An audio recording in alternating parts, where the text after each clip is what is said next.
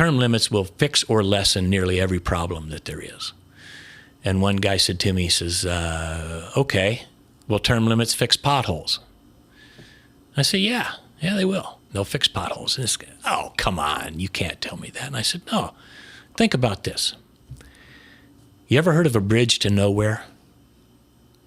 Only from reading your book, but yeah. So a bridge to nowhere, people will take and they'll put a pork project, a construction project back in their district. They can come home and say, I brought this back. They can attach their name to it. And they'll attach their name to it. So this is the Scott Murphy Bridge that goes over this river that there's really nothing on either side, but I got us a bridge.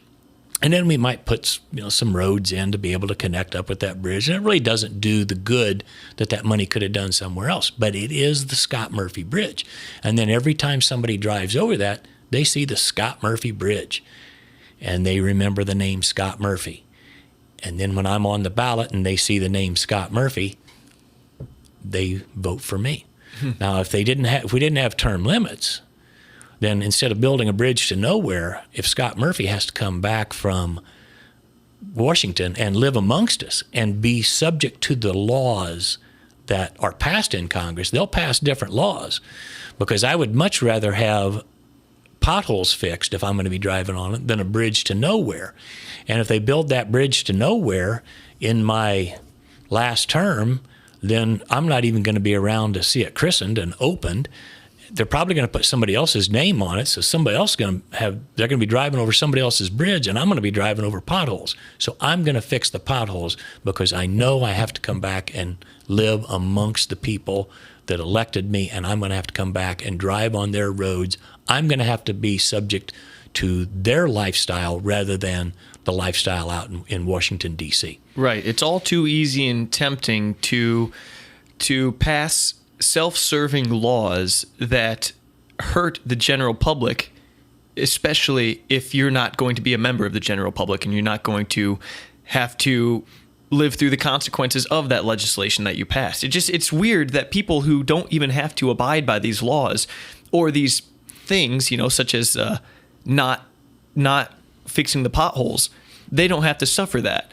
And also, there's a strong case to be made that they're outside of the laws that they pass as well. And we'll talk about that eventually. But it's just a weird concept that because there are no term limits, they can be free to, for such a long time, not bear the consequences, not live with the consequences of the decisions that they make. Absolutely. And then you also think about this, excuse me, they're passing the campaign laws. So when it comes time to campaign, there's a lot of laws, but they're passed by the incumbents. So who do you think those laws favor? The incumbents. Absolutely.